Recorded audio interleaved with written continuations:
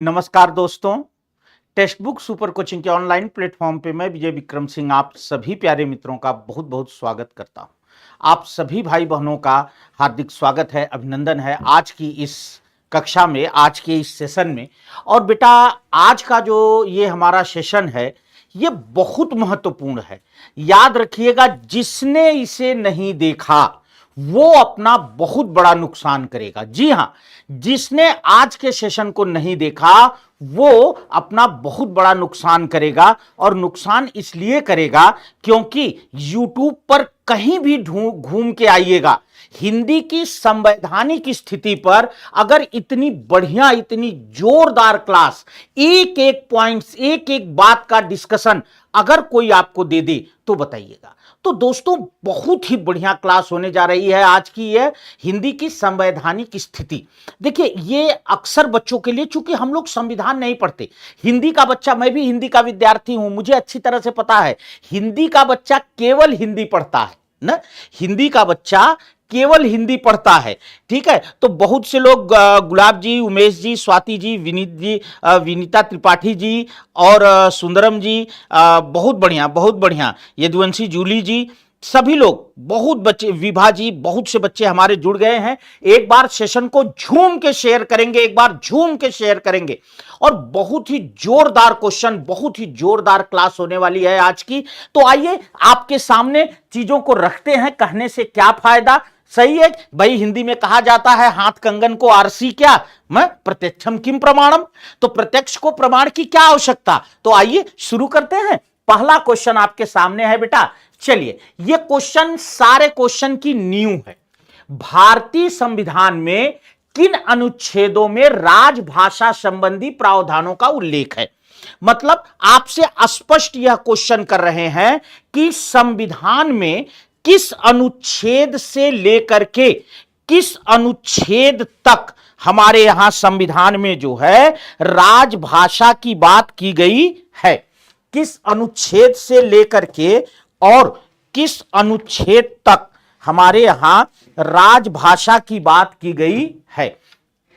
चलिए, तो सारे साथी फटाफट जुड़ेंगे और सेशन को शेयर करेंगे और जल्दी जल्दी जो है क्वेश्चन का आंसर देंगे। चलिए, मैं देख रहा हूं तमाम बच्चों का 343 से 51, तन्मय शर्मा जी का उत्तर आ रहा है। ए का उत्तर ज्यादातर बच्चों का आ रहा है और बहुत अच्छा उत्तर आ रहा है बेटा, वेरी गुड, बहुत अच्छा आंसर दे रहे हैं आप सभी साथी। बेटा अनुच्छेद 343 से लेकर के 343 से लेकर के 351 तक, 351 तक जो है किसका, राजभाषा। याद रखिएगा, इस प्रश्न पर गौर करिएगा। ये नहीं कह रहे हैं कि संविधान में कहां तक हिंदी है, नहीं, ये कह रहे हैं राजभाषा का प्रावधान। तो भैया अगर आप 343 से जोड़ लीजिएगा तो आप लोग अच्छी तरह से जानते हैं कि राजभाषा से संबंधित कुल कितने हैं, कुल 9 अनुच्छेद हैं। कितने हैं बेटा, राजभाषा से संबंधित कुल 9 अनुच्छेद हैं। 343, 44, 45, 46, 47, 48, 49, 50 और 51, कुल 9 अनुच्छेद हैं जो राजभाषा से संबंधित हैं। तो हम सभी लोग जो है ये बात ध्यान में रखेंगे। ठीक है, चलिए अगला क्वेश्चन लेते हैं बाबू। संविधान के अनुच्छेद 351 में किसका वर्णन किया गया है। संविधान के अनुच्छेद 351 में किस विषय का वर्णन किया गया है ना, 351 में किस विषय का वर्णन किया गया है, जल्दी से उत्तर दीजिएगा। संघ की राजभाषा, उच्चतम न्यायालय की भाषा, पत्राचार की भाषा और हिंदी के विकास के लिए निर्देश। तो कह रहे हैं कि अनुच्छेद 351 में जो है, अनुच्छेद 351 में किसका वर्णन है। चलिए, मैं देख रहा हूं अर्जुन जी डी का बहुत बड़ा सा उत्तर दे रहे हैं, संघ की राजभाषा। पृथा सिंह जी का उत्तर आ रहा है। ज्यादातर मेरे भाई बहन जो है डी का उत्तर दे रहे हैं। सोनी झा जी भी डी कह रही हैं। हाँ, हिंदी का विकास गुलाब जी कह रहे हैं। ठीक है, बिल्कुल सही उत्तर दिया है आप लोगों ने बेटा। कि देखिए अनुच्छेद 351 में यह वर्णन किया गया है कि हिंदी के विकास के लिए निर्देश। मैं आपको स्पष्ट बता दूं बेटा, अनुच्छेद 351 में कहा गया है कि संघ सरकार का यह दायित्व है। क्या कहा गया है बाबू? संघ सरकार का यह दायित्व है कि वह हिंदी के प्रचार प्रसार के लिए, संघ सरकार का यह दायित्व है कि वह जो है क्या करे, हिंदी के प्रचार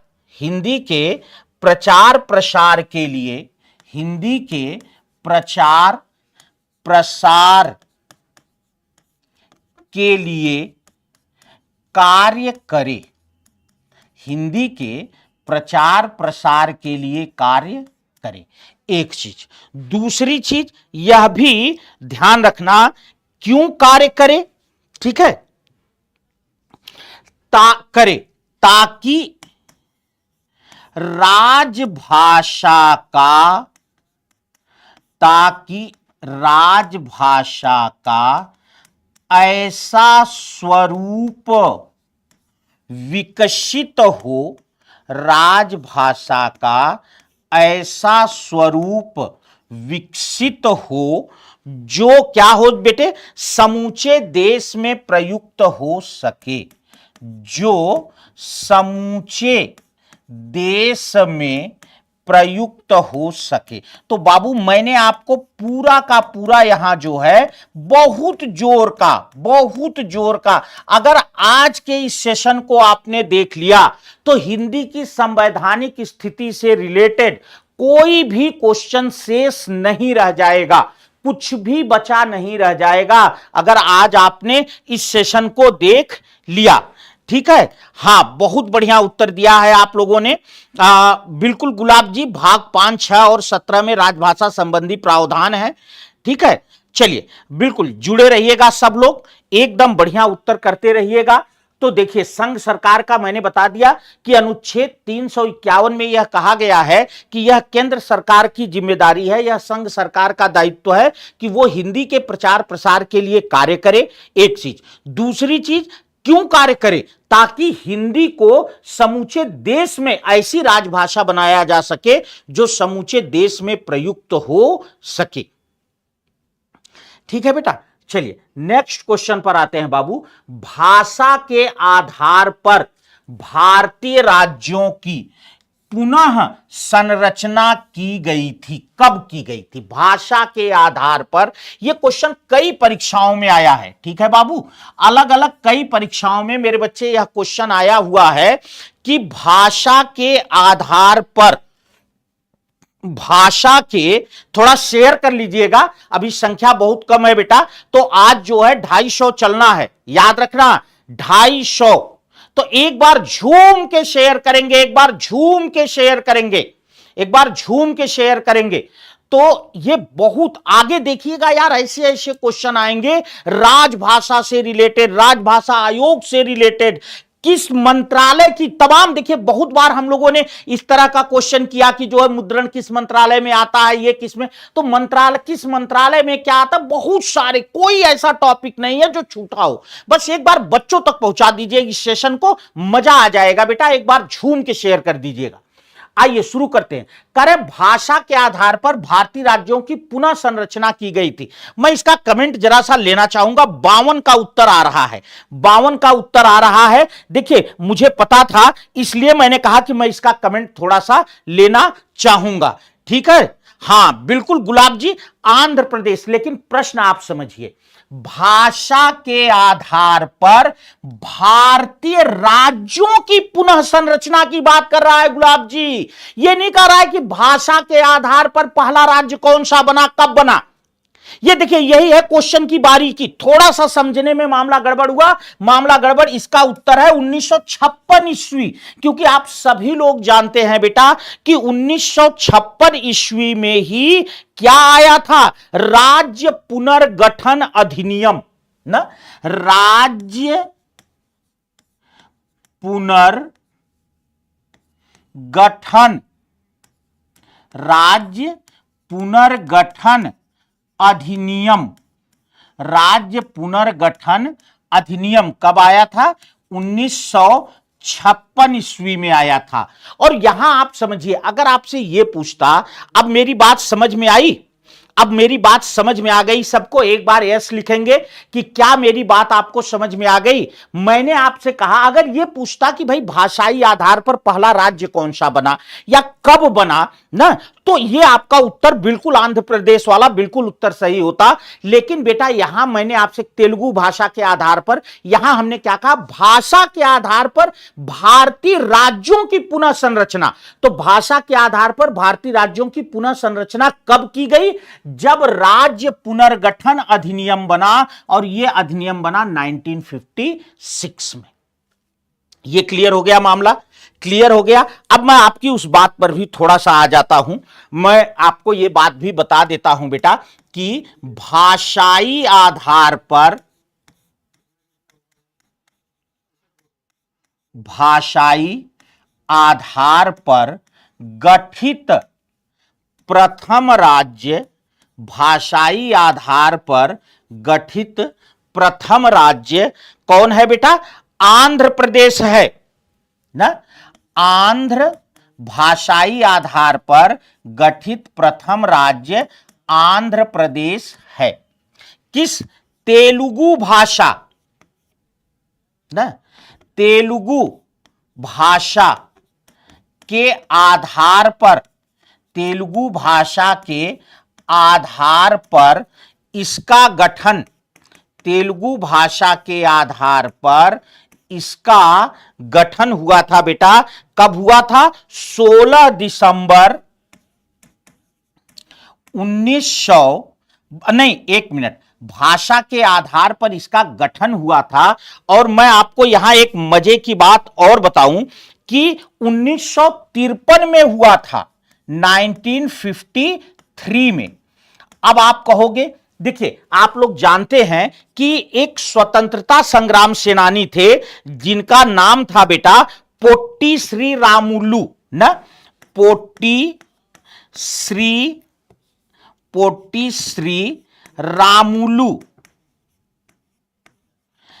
के आमरण अनशन ना, ये जो है आमरण अनशन के बाद 16 दिसंबर 1952 ईस्वी को इनकी मृत्यु हो गई ना। 16 दिसंबर 1952 ईस्वी को क्या हो गई? इनकी मृत्यु हो गई।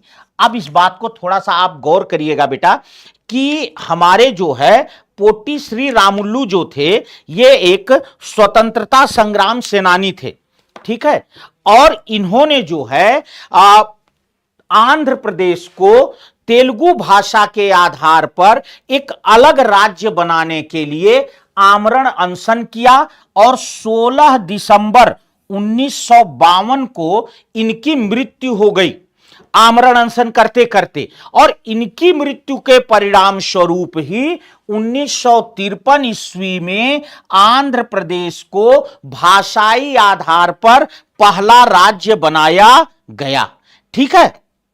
हां, पुनः संरचना की बात की जाए बेटा जो है तो वो 1956 होगी। बिल्कुल सही उत्तर आपने बात कही। अगर पुनः संरचना की बात की जाए मेरे बाबू तो 1956 होगी, ठीक है। बहुत बढ़िया जितेंद्र जी, बहुत बढ़िया, ठीक है। नए राज्य बने बिल्कुल भाषाई आधार पर। हम आगे इनकी भी चर्चा करेंगे। थोड़ा आप लोग सेशन को शेयर करते रहिएगा बच्चों। तो ये बात समझ में आ गई सबको? एक बार यस करेंगे कि हां गुरुजी समझ में आ गया कि भारतीय भाषा के आधार पर भारतीय राज्यों के पुनर्गठन की जो संरचना थी वो संरचना 1956 ईस्वी में हुई। और इसमें हुआ क्या कि मैंने बताया कि तेलुगु भाषा के आधार पर आंध्र प्रदेश को 1953 में पहला राज्य घोषित किया गया था।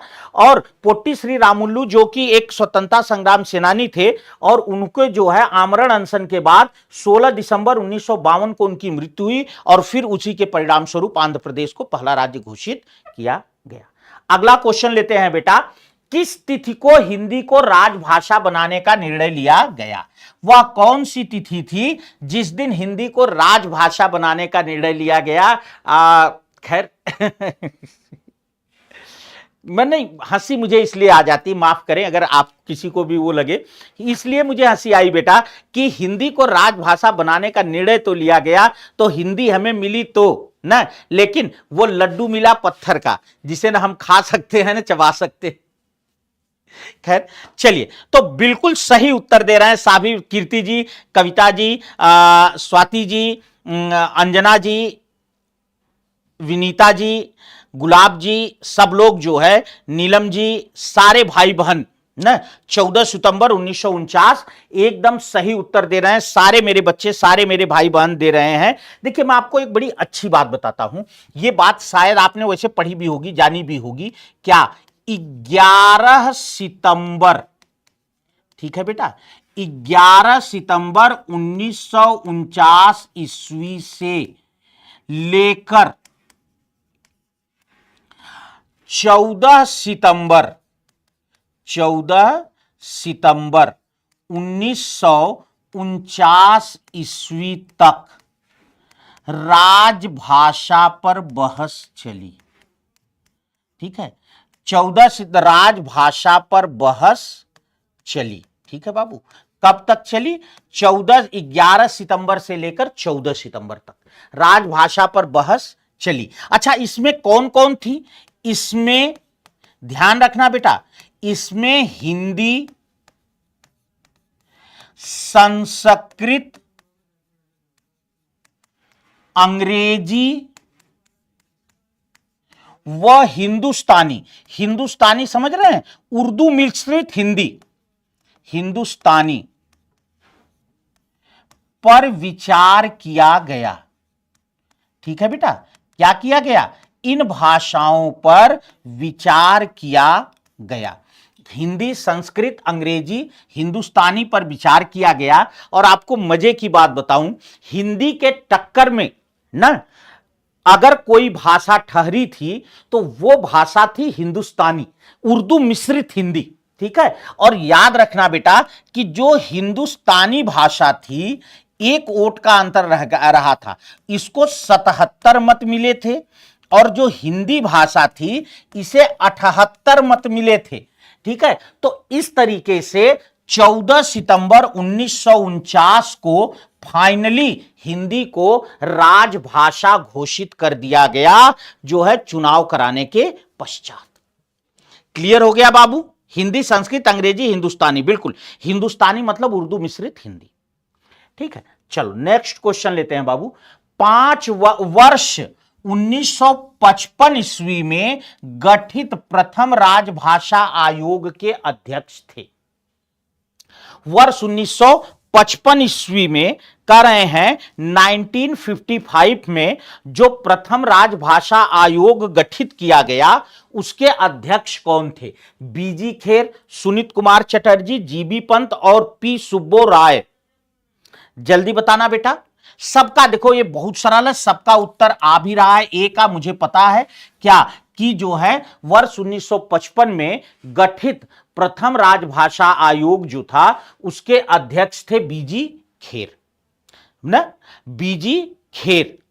ठीक है, अच्छा, बाल गंगाधर खेर, बीजी खेर नाम था इनका, बाल गंगाधर खेर। दूसरी चीज, एक बात और भी ध्यान रखिएगा, थोड़ा सा मैं यहां आपको एक बात और बताऊं कि यह गठन हुआ था 7 जून। कब हुआ था बाबू? यह गठन हुआ था 7 जून 1955 ईस्वी को। और आप लोग एक बात अच्छी तरह से जानते हैं कि संविधान का जो अनुच्छेद है 344, अनुच्छेद 344, अनुच्छेद 344 क्या कहता है? यह कहता है कि राष्ट्रपति प्रत्येक 5 वर्ष बाद, राष्ट्रपति प्रत्येक 5 वर्ष बाद, और संसदीय समिति प्रत्येक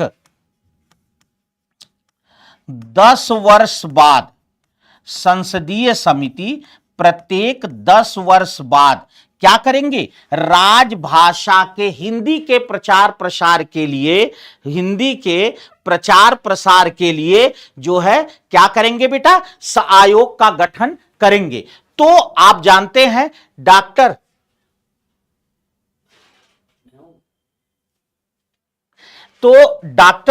राजेंद्र प्रसाद जी जो भारत के पहले राष्ट्रपति थे, तो डॉक्टर राजेंद्र प्रसाद जी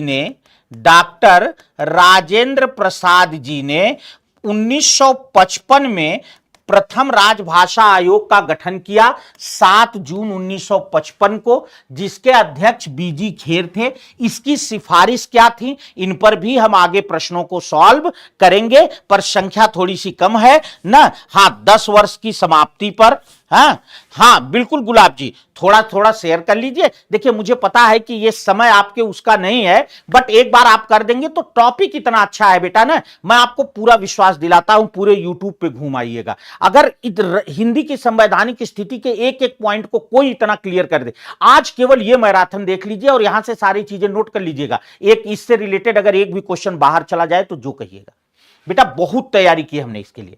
आओ अगला क्वेश्चन लेते हैं बाबू। भारतीय संविधान की 8वीं अनुसूची में शामिल भाषाओं की संख्या है। देखिए ये तो बहुत सरल सा क्वेश्चन है कि भारतीय संविधान की 8वीं अनुसूची में शामिल भाषाओं की संख्या है। तो ध्यान रखना बेटा, आप सभी लोग जानते हैं, मैं देख रहा हूं सारे भाई बहन इसका उत्तर भी दे रहे हैं। हां बिल्कुल, नहीं बिल्कुल सब लोग आ जाएंगे, सब आ जाए। हाँ थोड़ा सोने का समय तो है बेटा, पर कोई बात नहीं, लगे रहो, शेयर करते रहो, बच्चे आ जाएंगे। 22 वर्तमान समय में भारतीय संविधान की 8वीं अनुसूची में कुल 22 22 राज्य भाषाएं ना, इसको आप भाषा ना कहिए बल्कि राज्य भाषाएं शब्द प्रयुक्त करिए तो यह शब्द बेहतर रहेगा। तो कुल 22 राज्य भाषाएं हैं भारतीय संविधान की 8वीं अनुसूची में। ठीक है, चलिए अब इससे ज्यादा मैं कोई डिटेल यहां नहीं देने वाला। क्यों नहीं देने वाला, इसका मैं रीजन आपको बता रहा हूं, क्योंकि इस पर क्वेश्चन आएंगे। हां, एक मैं आपको केवल इतना जरूर बता दूं कि जब संविधान लागू हुआ था उस समय 14 भाषा थी, फिर 1 जोड़ी गई, फिर 3 जोड़ी गई और फिर 4 जोड़ी गई, कुल 22 हो गई। 14 1 15 3 18 4 22। तो इस तरह से इस पर आगे क्वेश्चन है, जोरदार क्वेश्चन है, इसलिए कोई दिक्कत नहीं है। हिंदी दिवस किस दिन मनाया जाता है, थोड़ा सा हिंदी दिवस किस दिन मनाया जाता है, शेयर करते रहिएगा बेटा। हाँ, शुरू में 14, सब एक एक पॉइंट बताऊंगा, किस अनुच्छेद में किस संशोधन में कौन जुड़ा, किस संशोधन में कौन जुड़ा, कैसे हुआ, सब बताऊंगा एक एक बात। तो हिंदी दिवस किस दिन मनाया जाता है, 11 जून, 14 सितंबर, 28 सितंबर, 10 अक्टूबर। ठीक है, देखो बेटा हमने आपको बार बार एक बात बताई है, बहुत सरल क्वेश्चन भी है कि 14 सितंबर 1949 को ना, 1949 ईस्वी को हिंदी को भारत की राजभाषा घोषित किया गया। क्या किया गया, हिंदी को भारत की राजभाषा, हिंदी को भारत की राजभाषा घोषित किया गया।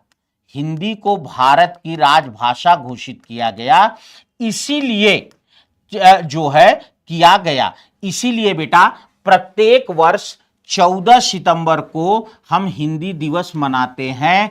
जल्दी से कमेंट करेंगे विश्व हिंदी दिवस, जल्दी से, सोना नहीं है, बिल्कुल जागते रहना है और कमेंट करते रहना है, शेयर लाइक करते रहना है। विश्व हिंदी दिवस कब मनाया जाता है, विश्व हिंदी दिवस कब मनाया जाता है, आपको फटाफट ये जो है बताना है। चलिए जल्दी से आप कमेंट करें और मैं अगले क्वेश्चन की ओर बढ़ता हूं।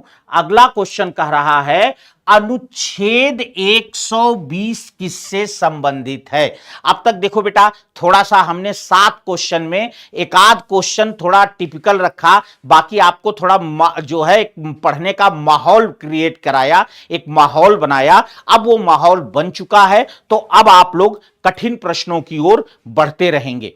कह रहे हैं अनुच्छेद 120 किससे संबंधित है। संसद में प्रयोग की जाने वाली भाषा, राज्य विधान मंडल में प्रयोग की जाने वाली भाषा, संघ की राजभाषा, नन ऑफ दीज। अनुच्छेद 120, क्या बात है अर्जुन जी, ए का इतना बड़ा उत्तर, अरे वाह। कुछ बच्चे संघ की राजभाषा कह रहे हैं। 10 जनवरी, शोभा जी बहुत अच्छा, वेरी गुड। मेघा जी बहुत अच्छा, बिल्कुल एकदम सही उत्तर दिया बेटा। विश्व हिंदी दिवस जो है ये 10 जनवरी को मनाया जाता है। कब मनाया जाता है? विश्व हिंदी दिवस जो है ये 10 जनवरी को विश्व हिंदी दिवस मनाया जाता है। ये उत्तर मिल गया आपका। अगला है जो है अनुच्छेद, ठीक है बेटा, अनुच्छेद 120 किससे रिलेटेड है। जल्दी जल्दी बताएंगे बेटा कि अनुच्छेद 120 या 120 जो है ये किससे रिलेटेड है। फटाफट बताएंगे और आगे बढ़ते रहेंगे। चलिए देखिए, एकदम ए का उत्तर जो बच्चे दे रहे हैं बिल्कुल सही है। अनुच्छेद 120 का संबंध है संसद में प्रयोग की जाने वाली भाषा से। क्यों?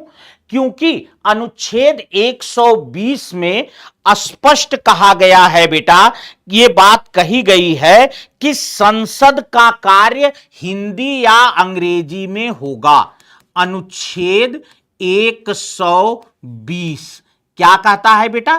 कहता है संसद का कार्य कहां हो, कैसे होगा बेटा? संसद का कार्य मेरे बच्चे हिंदी या अंग्रेजी में होगा। संसद का कार्य हिंदी या अंग्रेजी में होगा, एक बात। दूसरी चीज, इसमें एक विशिष्ट प्रावधान भी किया गया है, और वो प्रावधान ये किया गया है बेटा कि अगर लोकसभा अध्यक्ष चाहे, मान लीजिए भाई कोई ऐसी जगह से चुन करके आया है जिसको हिंदी या अंग्रेजी दोनों में दिक्कत है ना भाई, जैसे हमारी तरह के लोग हैं जिनके अंग्रेजी में हाथ तंग हैं तो वो हिंदी में काम चला सकते हैं। लेकिन कुछ ऐसे भी लोग, अगर बाय द वे कोई ऐसा भी वहां आता है जिसका हिंदी और अंग्रेजी दोनों में हाथ तंग है, तो उसके लिए इन्होंने एक प्रावधान बनाया है कि अगर लोकसभा अध्यक्ष चाहे तो उन्हें उनकी मातृभाषा में बोलने का मौका दे सकता है। यह भी अनुच्छेद 120 में है, इसे भी नोट करिएगा, ठीक है। हां बिल्कुल सुशील जी, चलिए शुरू हो गए। हाँ बिल्कुल गुलाब जी, बहुत अच्छा बात कहा आपने, बहुत अच्छी बात कही बेटा कि ये चीज भी हमारा इसी में है कि भाई अनुच्छेद 120 कि संसद का कार्य हिंदी या अंग्रेजी में होगा, और अगर कोई ऐसा है हमारी तरह जिसका हिंदी अंग्रेजी, मतलब मान लीजिए, चलिए हिंदी तो है अपनी, पर कोई ऐसा है जिसका हिंदी अंग्रेजी दोनों में हाथ तंग है, तो अध्यक्ष चाहे तो उसे उसकी मातृभाषा में बोलने की अनुमति दे सकता है। अगला क्वेश्चन लेते हैं। अनुच्छेद 210 का संबंध है, मैंने कहा एक एक अनुच्छेद, एक एक बात, कुछ भी ऐसा नहीं रहेगा। ये आज की क्लास यादगार क्लास होगी आपकी। तब आप कमेंट में लिखोगे कि हां गुरुजी, संवैधानिक स्थिति से ऐसी क्लास किसी ने नहीं कराई, और अब बिल्कुल कुछ नहीं बचा जो हमें रह जाए कंफ्यूजन में। तो अनुच्छेद 210 किससे संबंधित है? संसद में प्रयोग की जाने वाली भाषा, बोलो भारत माता की जय। क्यों? क्योंकि अभी हमने देख लिया 120 ना, 120 नंबर था। तो अब कह रहे हैं राज्य विधान मंडल में प्रयोग की जाने वाली भाषा, राजभाषा के संदर्भ में आयोग, और उच्चतम न्यायालय वो उच्च न्यायालय की भाषा। अब बताइए अनुच्छेद 210 का रिलेशन किससे है? हाँ तन्मय जी बहुत बढ़िया, विधानमंडल में भाषा संबंधी, गुलाब जी उत्तर दे रहे हैं, सभी बच्चे बी का उत्तर दे रहे हैं, अनुच्छेद 210।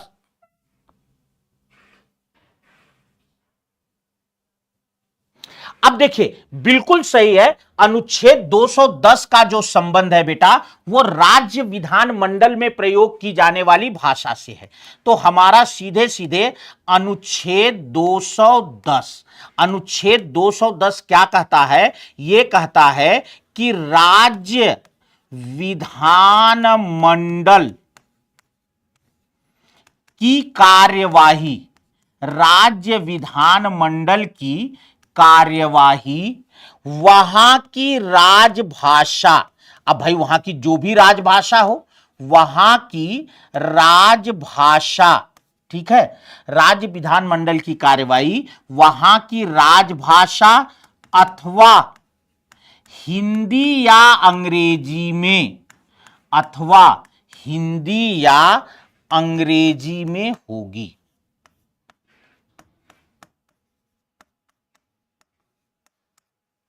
कह रहे हैं ये हमारा अनुच्छेद 210 है बेटा कि राज्य विधानमंडल की कार्यवाही वहां की राजभाषा अथवा हिंदी या अंग्रेजी में होगी। यहां भी सेम वही चीज लागू होती है बेटा जो हम लोगों ने पीछे देखा था कि अगर विधानसभा अध्यक्ष या विधान परिषद अध्यक्ष वो चाहे तो किसी सदस्य को उसकी मातृभाषा में बोलने का मौका दे सकता। बिल्कुल क्लियर हो गया बेटा, क्लियर हो गया बाबू। नमस्कार रीना जी, क्या बात है। चलो भाई उमेश जी बहुत बढ़िया, अर्जुन जी बहुत अच्छा उत्तर। चलिए नेक्स्ट क्वेश्चन लेते हैं बेटा।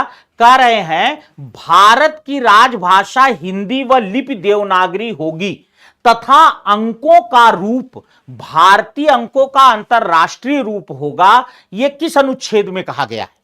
मतलब कह रहे हैं कि किस अनुच्छेद में यह कहा गया है कि भारत की राजभाषा हिंदी होगी, लिपि देवनागरी होगी।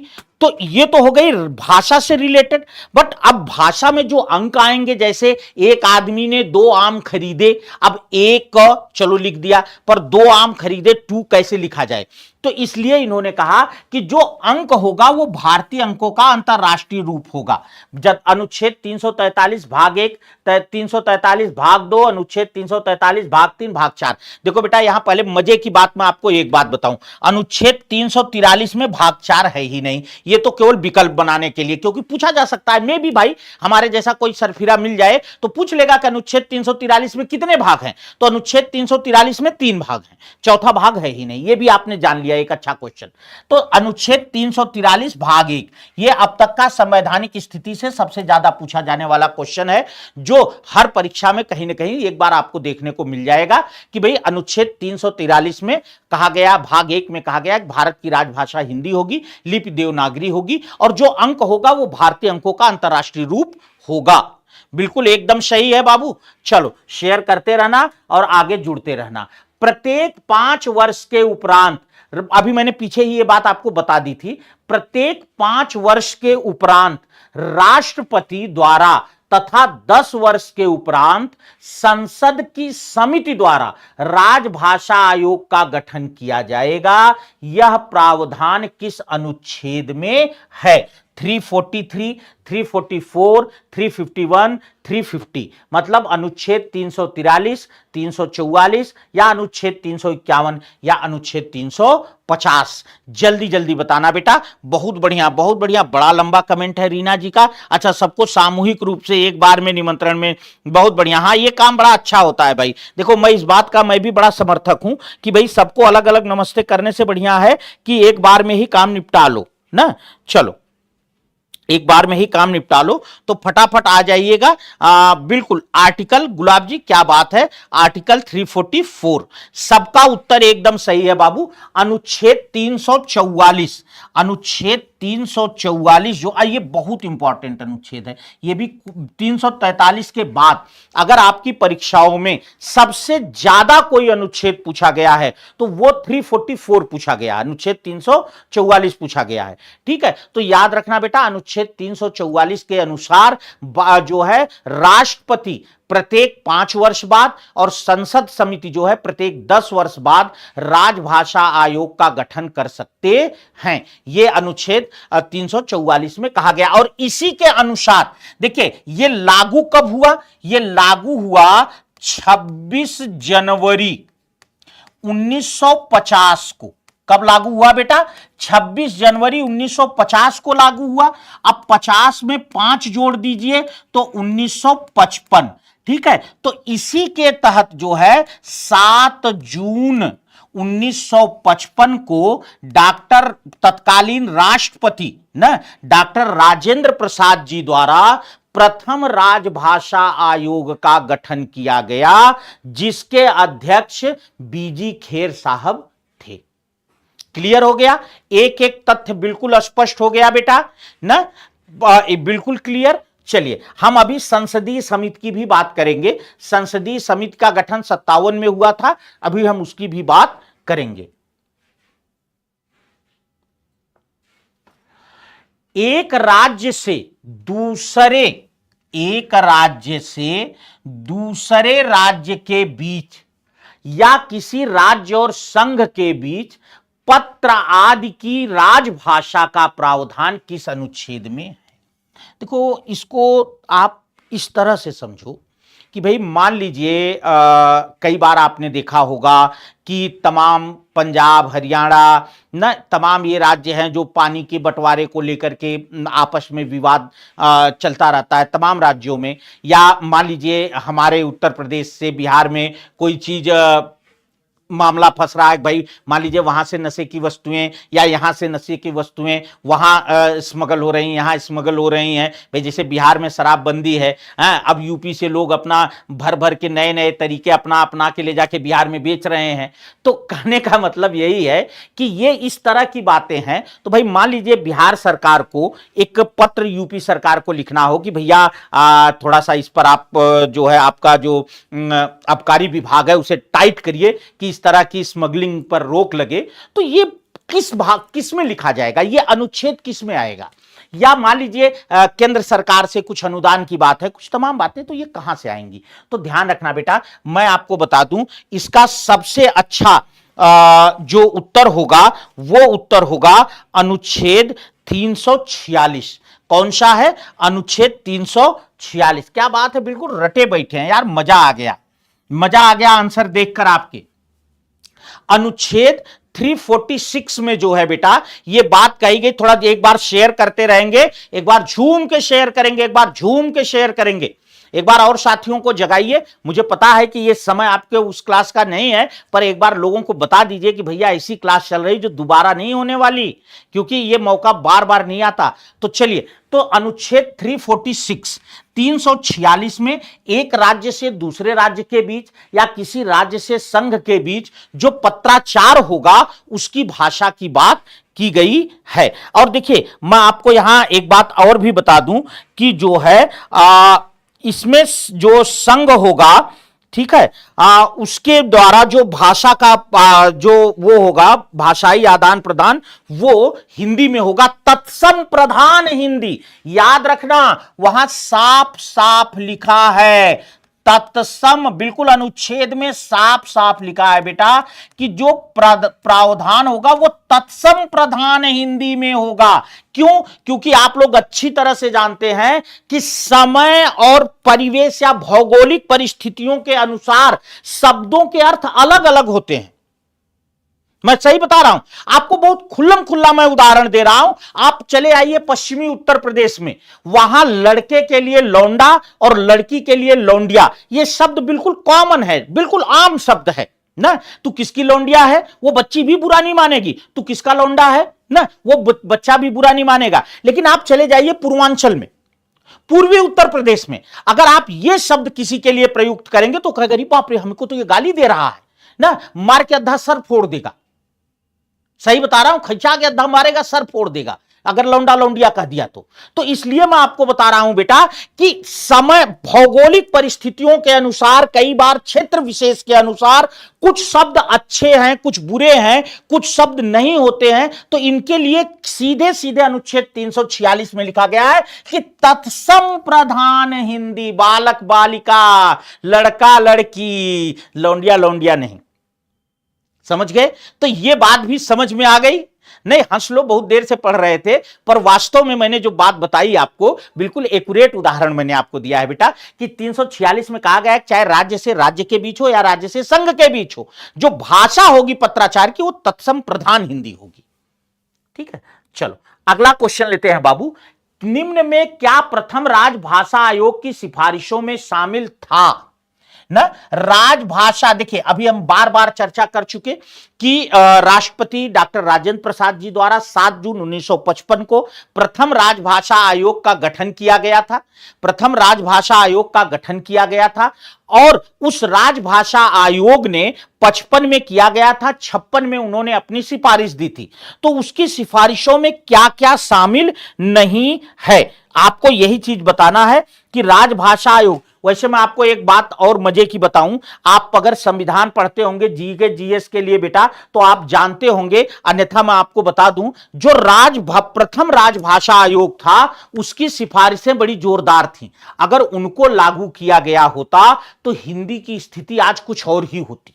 मैं सच कह रहा हूं, हिंदी की स्थिति आज कुछ और होती, प्रथम राजभाषा आयोग की सिफारिशों को अगर लागू किया गया होता, पर नहीं लागू किया गया भाई, तो बात ही अलग है, अब क्या किया जाए। उसमें जो है गोविंद बल्लभ पंत जी की नेतृत्व में जो समिति बनी थी, संसदीय समिति, उसकी सिफारिशों को लागू किया गया। मैं दोनों को कंपेरिजन करके भी दिखाऊं, कंपेयर करके दिखाऊंगा किसमें क्या था।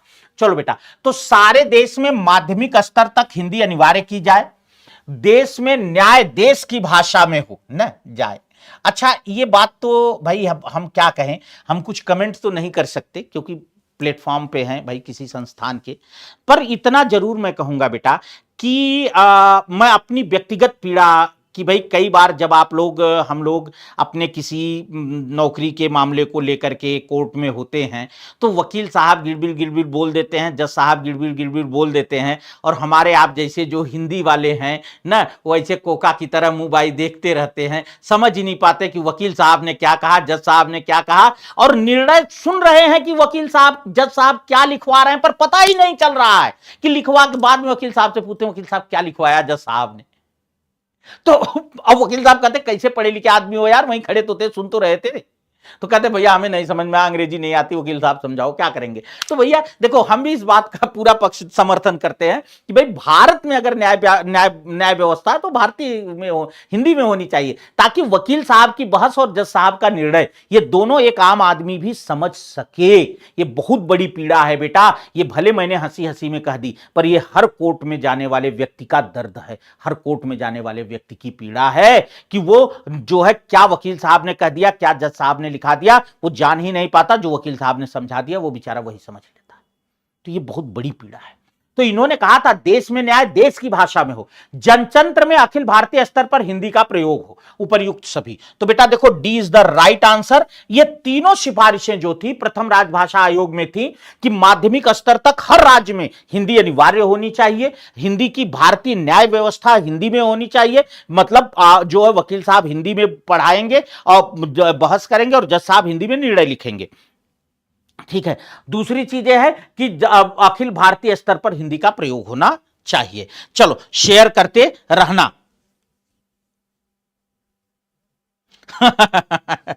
चलिए गुलाब जी, क्या करेंगे। उच्चतम न्यायालय व प्रत्येक उच्च न्यायालय की कार्यवाहियां अंग्रेजी भाषा में की जानी अपेक्षित है, यह प्रावधान किस अनुच्छेद में है। अब देखिए, अब हमने वहां बात किया तो सीधे सीधे इसको यहां खींच ले आए कि भाई हाई कोर्ट और सुप्रीम कोर्ट और हाई कोर्ट में जो कार्यवाही होगी कोर्ट की, वो किसमें होगी, जो है वो कार्यवाही कोर्ट की जो कार्यवाही होगी वो अंग्रेजी भाषा में होगी। ये किस अनुच्छेद में कहा गया है, 347, 348 भाग 1, 348 भाग 2, अनुच्छेद 350। जल्दी बताना बेटा कि किसमें यह कहा गया है कि संसद की जो कार्यवाही होगी होगी वो अंग्रेजी में होगी। जल्दी बताना, शेयर भी करते रहना और बताते भी रहना बाबू। चलिए फटाफट बताइएगा। बिल्कुल, हाँ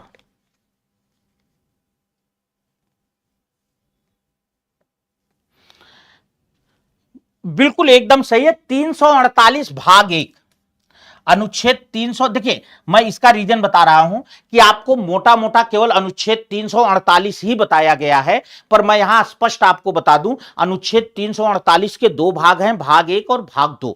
तो जो भाग 1 है वो कहता है कि सुप्रीम कोर्ट और हाई कोर्ट की जो भाषा कार्यवाही होगी वो अंग्रेजी में होगी। भाग 2 कहता है कि अगर वहां परमिशन हो, अगर अपेक्षित हो तो हिंदी में भी कार्यवाही की जा सकती है। बहुत से जज आज भी, बहुत से ऐसे जज साहब लोग हैं हाई कोर्ट में, स्पेशली सुप्रीम कोर्ट की तो मुझे नहीं जानकारी है, पर हाई कोर्ट में अभी भी बहुत से ऐसे जज साहब लोग हैं कि जब उनका मन करता है तो वो हिंदी में अपना निर्णय लिखाते हैं, अपना जो जजमेंट होता है वो हिंदी में लिखाते हैं। बहुत से जज साहब लोग हैं ऐसे। ठीक है बेटा, चलो नेक्स्ट क्वेश्चन पर आते हैं बाबू। हिंदी को राजभाषा के रूप में संवैधानिक मान्यता कब मिली? यह क्वेश्चन एक बार परीक्षा में आया था, बड़ा विवाद किया बच्चों ने, तो मैं कहा आपको भी करवा दूं ताकि आपका भी कोई भ्रम न रह जाए। उच्च कह रहे हैं कि हिंदी को राजभाषा के रूप में मान्यता कब मिली? फटाफट बताइएगा बेटा। 14 सितंबर 1949 को, 26 जनवरी 1950 को, 15 अगस्त 1947 को, नन ऑफ दीज। जल्दी बताना, राजभाषा के रूप में संवैधानिक मान्यता कब मिली? 15 में ए का उत्तर दे रहे हैं, पृथा जी बी कह रही हैं, बाकी उमेश जी, विभा जी, स्वाति जी, सारे बच्चे ए कह रहे हैं, सभी साथी ए कह रहे हैं। हां ठीक है, बहुत बढ़िया,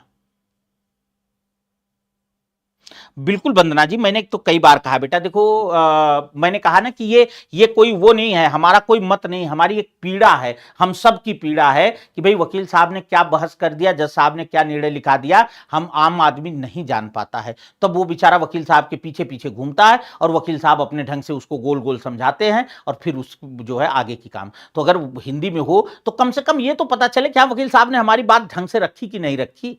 नहीं वकील साहब की फीस काट दे आदमी, लेकिन खैर जो भी है। देखो बेटा यहां थोड़ा सा आपका आंसर गलत आ रहा है, प्लीज इस चीज पर ध्यान रखिए। मैंने क्या कहा, मैंने आपसे यहां भी कहा कि यह प्रश्न परीक्षा में आया और उस पर विवाद हुआ, फिर भी आप बिल्कुल सचेष्ट नहीं हुए। मैंने आपसे यह कहा था बेटा कि हिंदी को राजभाषा के रूप में संवैधानिक मान्यता कब मिली? अरे मेरे भाई, किसी भी चीज को संवैधानिक मान्यता कम से कम संविधान लागू होने की डेट से मिलेगी। मैंने ये थोड़ी कहा कि राजभाषा कब बनी, मैंने ये कहा संवैधानिक मान्यता कब मिली। अब जो लोग एक कह रहे हैं 14 सितंबर 1949, तो जब उस दिन संविधान लागू ही नहीं हुआ था तो संवैधानिक मान्यता कब? भाई एक बात मेरी गौर से, अब आपको बात समझ में आ गया होगा, जो है अब आपको समझ में आ गया होगा। हाँ जो है बदले बदले क्या नया टी शर्ट पहन लिया और का टी शर्ट दूसरा पहन लिया है, अभी तक वो गोल गले वाला था, अभी कॉलर वाला पहन लिया, और बाकी क्या बदलना। देखो इस ईश्वर निर्मित शरीर में तो कोई बदलाव होगा नहीं, बस बदलाव यही आदमी कभी थोड़ा मोटा हो गया, कभी पतला हो गया, कभी थोड़ा जो है बाल हैं तो कभी बाल झड़ गए, कभी दूसरा पहन लिया, कभी दूसरा पहन लिया, बाकी और क्या बदलना है। अगर बदलना है तो आत्मा बदलो, ये चीज अच्छी है कि उसमें परिवर्तन आए तो बड़ा परिवर्तन है। खैर जो भी है, तो मैंने कहा संवैधानिक मान्यता 26 जनवरी 1950 को मिली मेरे हीरो हीरालाल ना, मेरे हीरो हीरालाल, ये बात समझ में आ गई। संवैधानिक मान्यता 26 जनवरी 1950 को मिली, क्यों? क्योंकि संविधान ही 26 जनवरी 1950 को लागू हुआ। तो जब संविधान लागू ही नहीं हुआ था तब तक किसी को कैसी जो है तब तक किसी को संवैधानिक मान्यता कैसे मिल जाएगी? आप खुद बताओ बेटा। भाई घर बना नहीं और तब तक आप किराए पर कैसे रद्द दे देंगे? हाँ ठीक है, आप ये बात कर सकते हैं कि भैया ठीक है, देखो ये हमारे घर का डिजाइन है, जब ये बन जाएगा ये वाला कमरा मैं आपको किराए पर दे दूंगा, ये आप पहले से कर सकते हैं। पर घर में उनको रहने का अधिकार तो तभी होगा जब घर कंप्लीट हो जाएगा ना। तो संवैधानिक मान्यता किसी चीज को तभी मिलेगी जब संविधान बन जाएगा। ठीक है बेटा, संविधान लागू हो जाएगा। इसलिए 26 जनवरी मैंने आपको शुरू में भी बता दिया था, क्वेश्चन आया विवादित था। चलिए 8वीं अनुसूची में आरंभ में कितनी प्रादेशिक भाषाएं थी? 8वीं अनुसूची में आरंभ में कितनी प्रादेशिक भाषाएं थीं? चलिए फटाफट बताइएगा कि 8वीं अनुसूची में आरंभ में कितनी प्रादेशिक भाषाएं थीं। बहुत बढ़िया गीता जी, बहुत बढ़िया।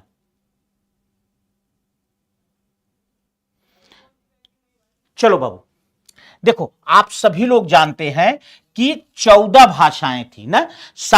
इसमें जो है आरंभ में जो है 8वीं अनुसूची में 14 भाषाएं थीं। अब आप चाहो तो मैं 14 भाषाओं के नाम भी आपको बता सकता हूं, अगर आप नोट करना चाहो तो नोट कर लो। असमिया, बंगला, गुजराती, हिंदी, कन्नड़। असमिया, बंगला, गुजराती, हिंदी, कन्नड़। असमिया, बंगला, गुजराती, हिंदी, कन्नड़, ये हो गए बेटा असमिया, बंगला, गुजराती, हिंदी, कन्नड़। कश्मीरी, मलयालम, मराठी, उड़िया। कश्मीरी, मलयालम, मराठी और उड़िया। कश्मीरी, मलयालम, मराठी और उड़िया। इसके अलावा बेटा इसके अलावा जो है पंजाबी, संस्कृत, तमिल, तेलुगु, उर्दू। पंजाबी, संस्कृत, तमिल, तेलुगु और उर्दू, यही 14 भाषाएं थी 8वीं अनुसूची में। अगला क्वेश्चन है बेटा, कौन सी भाषा 8वीं अनुसूची में आरंभ में नहीं थी। अब आपको मैंने बता ही दिया, इसमें आप खुद देख लीजिए कि भाई जो पीछे हमने आपको बताया इसमें असमिया भी है, उड़िया भी है ना। असमिया भी है, उड़िया भी है, पंजाबी भी है। ये हो गई असमिया और ये हो गई उड़िया और ये हो गई हमारी, कहां गई, बंगला। 1 2 3 4 5 6 7 8 9 10 11 12 13 14। तो असमिया, बंगला, गुजराती, हिंदी, कन्नड़, कश्मीरी, मलयालम, मराठी, उड़िया, पंजाबी। अच्छा ये रही पंजाबी, वही मैं देख रहा था क्यों नहीं मिल रही है। तो देखो असमिया भी है, उड़िया भी है, पंजाबी भी है, ये तीनों। मणिपुरी नहीं है बेटा ना। मणिपुरी जो है ये बाद में जो है दूसरे संविधान संशोधन में, दूसरा संविधान संशोधन मतलब जो भाषा को लेकर के हुआ था, पहले में सिंधी जोड़ी गई थी और दूसरे में जो है ये मणिपुरी आदि जोड़ी गई थी ना। एकदम सही कहा। 14 शुरू में, 21वां संविधान संशोधन, 71वां संविधान संशोधन, 52वां। बिल्कुल, मैं आगे एक एक को चर्चा करता रहूंगा बेटा। चलिए 21वां संविधान संशोधन, जो आपने कहा वो चीज आ गई बेटा। अब यहां उत्तर दीजिए। 21वां संविधान संशोधन 1976 द्वारा संविधान में कितनी भाषाएं जोड़ी गई। अब देखो क्वेश्चन अलग है, ये नहीं पूछा कौन सी भाषा जोड़ी गई, पूछा इनमें से कौन सी कितनी भाषाएं जोड़ी गई। 2 3 4 नन ऑफ दीज, जल्दी बताइएगा। कह रहे हैं कि 21वां संविधान संशोधन 1976 के द्वारा संविधान में कितनी भाषाएं जोड़ी गई। 2 3 4 1, जल्दी बताना बेटा। 21वां संविधान संशोधन 1976, क्या बात है। 3 डी, अर्जुन जी डी कह रहे हैं, कुछ लोग 3 कह रहे हैं, कुछ लोग 4 कह रहे हैं। बिल्कुल गुलाब जी, एकदम सही उत्तर दिया है आपने। इसका सही उत्तर डी है, नन ऑफ दीज। क्यों? उपर्युक्त में से कोई नहीं। क्यों बेटा? क्योंकि देखिए मैं आपको बता रहा हूं कि जो 21वां संविधान संशोधन 1976 हुआ, इसमें केवल एक भाषा सिंधी जोड़ी गई थी ना। तो याद रखना बेटा, ये क्वेश्चन कंप्लीट हो गया कि 21वां संविधान संशोधन 1976 द्वारा 8वीं अनुसूची में केवल एक भाषा सिंधी जोड़ी गई। अगला क्वेश्चन है बेटा, कह रहे हैं कि 71वां संविधान संशोधन 1992 द्वारा 8वीं अनुसूची में कितनी भाषाएं जोड़ी गई। 71वां संविधान संशोधन 1992 द्वारा संविधान में कितनी भाषाएं जोड़ी गईं? 2, 3, 4, 5। 2, 3, 4, 5। 71वां संविधान संशोधन द्वारा संविधान में कितनी भाषाएं जोड़ी गईं? 2, 3, 4, 5। जल्दी बताना बेटा। अब इसका उत्तर सब लोग सही दे रहे हैं। बिल्कुल, इसका सभी लोग उत्तर सही दे रहे हैं बेटा। एकदम सही उत्तर सब लोग दे रहे हैं। इसमें जो है कोंकणी, मणिपुरी और नेपाली, बिल्कुल 3 को जोड़ा गया था। किसको किसको जोड़ा गया था बेटा? इसमें जोड़ा गया था मेरे बच्चे कोंकणी, मणिपुरी और नेपाली। कोंकणी, मणिपुरी और नेपाली, इन 3 को। तो अब तक संख्या कितनी बन गई?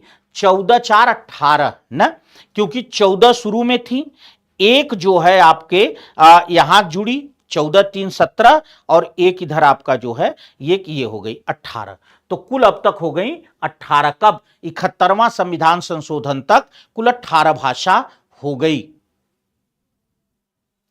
अगला क्वेश्चन लेते हैं बेटा। 92वां संविधान संशोधन 2003 ईस्वी के तहत 8वीं अनुसूची में कितनी जो है भाषाएं जोड़ी गईं? ठीक है, ये देखिए भाषा को लेकर के आपसे एक क्वेश्चन और भी पूछा जा सकता है बेटा। थोड़ा सा देखिए, इन प्रश्नों में कुछ रहता नहीं है, बस केवल दिमाग थोड़ा सा लगाने की बात है। जैसे आपसे पूछा जा सकता है कि भाषा को लेकर अब तक का अंतिम संविधान, भाषा को लेकर के अब तक का अंतिम संविधान संशोधन कौन सा है? तो आपका आंसर होगा 92वां ना। 92वां जो संविधान संशोधन है, यह भाषा को लेकर के अब तक का अंतिम संविधान संशोधन है। और इसमें जो है 8वीं अनुसूची में 4 भाषाओं को और जोड़ दिया गया था। बोडो, डोगरी, मैथिली, बोडो, डोगरी, मैथिली और संथाली ना। तो इस तरह से जो है 4 भाषाओं को और इसमें जोड़ दिया गया था, बोडो, डोगरी, मैथिली और संथाली। ठीक है, तो इस तरह से अब यहां भाषाओं की संख्या हो गई थी 22। क्लियर हो गया बेटा? हां, बिल्कुल शेयर करते रहिएगा, आगे बढ़िए, मजा आएगा। संसदीय राजभाषा समिति या जीबी पंत समिति का गठन कब किया गया था? पहले आपको यह भी ध्यान रखना है कि जो संसदीय राजभाषा समिति है उसी को जीबी पंत समिति के नाम से भी जाना जाता है, गोविंद बल्लभ पंत समिति के नाम से भी जाना जाता है।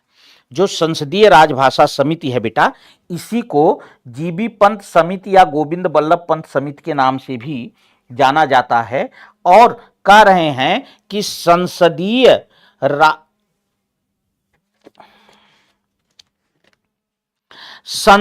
राजभाषा समिति जो है, इसका गठन कब किया गया था? जल्दी जल्दी उत्तर दीजिएगा बेटा, अभी क्लास और बढ़िया होगी, मजा आएगा, पढ़ते रहिए। तो संसदीय राजभाषा समिति का गठन कब किया गया था? फटाफट बताना बेटा, और हम लोग आगे बढ़ते रहेंगे, बात करते रहेंगे। चलिए जल्दी जल्दी बताना। बहुत अच्छा,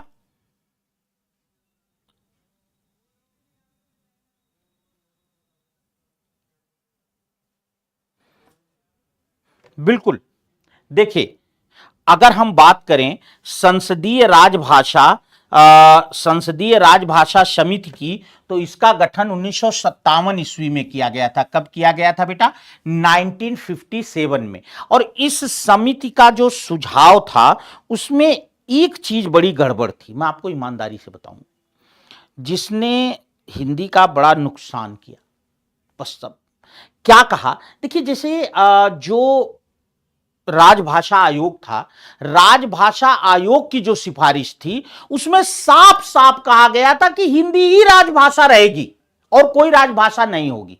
लेकिन ये जो संसदीय राजभाषा समिति थी, इन्होंने कहा कि हिंदी जो है, हिंदी इसको क्या करिए, हिंदी को प्रधान राजभाषा, ध्यान रखिए, इन्होंने कहा हिंदी को प्रधान राजभाषा और अंग्रेजी को सहायक राजभाषा, हिंदी को प्रधान राजभाषा और अंग्रेजी को सहायक राजभाषा बनाना चाहिए। ये इन्होंने कहा था, हिंदी को प्रधान राजभाषा और अंग्रेजी को सहायक राजभाषा बनाना चाहिए। जबकि बीजी खेर वाली जो समिति थी उसमें सहायक वायक कोई नहीं, उनको सीधे सीधे कहा था कि अंग्रेजी के शब्दों को धीरे धीरे बाहर करिए, हिंदी का प्रचार प्रसार करिए, हिंदी का विकास करिए। दूसरी चीज, इसी समिति ने यह सुझाव दिया था कि यह तय हुआ था बेटा कि 15 वर्ष बाद अंग्रेजी की जगह पर हिंदी राजभाषा बनेगी। तो हमारा 15 वर्ष कब होता है? 15 वर्ष होता है 1965 ईस्वी में। तो इसी समिति ने यह सुझाव दिया था कि 1965 ईस्वी में एकाएक जो है, 1965 ईस्वी में एकाएक अंग्रेजी की जगह हिंदी को राजभाषा न बनाया जाए, बल्कि अंग्रेज जो है हिंदी को धीरे धीरे करके अंग्रेजी के स्थान पर स्थापित किया जाए और इसके परिवर्तन का कोई निश्चित तिथि न निर्धारित की जाए। जैसे पहले निर्धारित था कि 1565 में जो है 1965 में अंग्रेजी हटा दी जाएगी और हिंदी राजभाषा बनेगी और सारे कार्य जो है हिंदी में होंगे। तो इन्होंने कहा नहीं, एकाएक मत करिए, जो है 1565 की तिथि निर्धारित मत करिए, धीरे धीरे अंग्रेजी को हटाइए और हिंदी को रखिए। वो धीरे आया ही नहीं, आज तक वो धीरे आज तक आया ही नहीं। गुलाब जी, चर्चा करूंगा मैं साहित्य पर, वहां ये बात करेंगे। ठीक है बेटा, चलो अगला क्वेश्चन है बाबू, अंग्रेजी को हटाने के स्थान पर, अभी मैंने आपको ये बात बता दी थी कि अंग्रेजी को हटाने के स्थान पर उसे सहायक राजभाषा बनाने का सुझाव किसने दिया था? बीजी खेर समिति ने, आचार्य नरेंद्र देव समिति ने, जीवी पंत समिति ने, और इनमें से कोई नहीं। देखो बेटा, यहां मैं बता दूं, पहली बात तो याद रखना, आचार्य नरेंद्र देव समिति जो है ये लिपि सुधार से रिलेटेड है। किससे रिलेटेड है? आचार्य नरेंद्र देव समिति जो है ये लिपि सुधार से संबद्ध है। तो इसलिए यहां इसका कोई लेना देना ही नहीं है। आचार्य नरेंद्र देव समिति हट गया। मैंने आपको बताया बीजी खेर समिति ने सीधे सीधे, बीजी खेर समिति माने प्रथम राजभाषा आयोग। बीजी खेर समिति का मतलब क्या हो गया? प्रथम राजभाषा आयोग। इन्होंने साफ साफ कहा था कि यह अंग्रेजी को हटाओ, हिंदी को राजभाषा बनाओ। ये भी नहीं। जीवी पंत, अभी मैंने आपको बताया था कि जीवी पंत समिति जो थी, संसदीय जो है समिति थी, इन्होंने ही ये कहा था कि अंग्रेजी को एकाएक नहीं हटाइए, हिंदी को प्रधान राजभाषा, अंग्रेजी को सहायक राजभाषा रहने दीजिए। अगला क्वेश्चन है बेटा, केंद्रीय हिंदी समिति। अब यहां के जो आंसर दे लेगा मैं जानूंगा उसने तैयारी अच्छी की है। देखिए यहां तक तो आप लोगों ने अच्छा उत्तर दिया, नो डाउट आपने अच्छा उत्तर दिया, और इससे मुझे एक बात की प्रसन्नता हुई कि हिंदी की संवैधानिक स्थिति के जो मुख्य बिंदु हैं उनको आपने अच्छा पढ़ा था, बढ़िया पढ़ा था, और इसके लिए आप खुद के लिए क्लैपिंग कर सकते हैं। नो डाउट आप क्लैपिंग के हकदार हैं।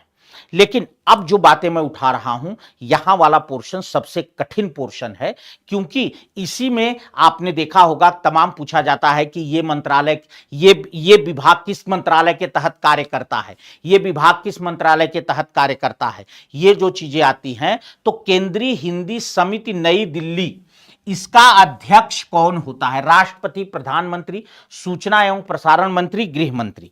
देखो बेटा, यहां मैं आपको एक अच्छी बात और भी बताता हुआ चलूंगा, तब मैं आगे चलूंगा।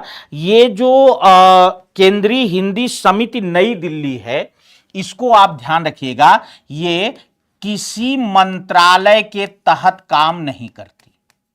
ये जो है पहली बात तो ये ध्यान रखिएगा क्या कि ये किसी मंत्रालय के तहत कार्य नहीं करती। ये किसी मंत्रालय के तहत कार्य नहीं करती, एक बात।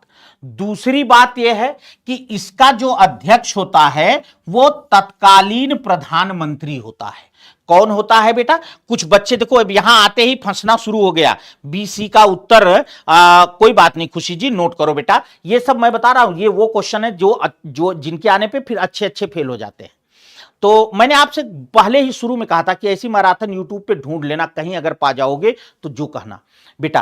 तो देखिए ये चीज याद रखो बाबू कि मैंने क्या कहा इसमें, मैंने कहा कि केंद्रीय हिंदी समिति, ये पहली बात तो किसी मंत्रालय के तहत कार्य नहीं करती है।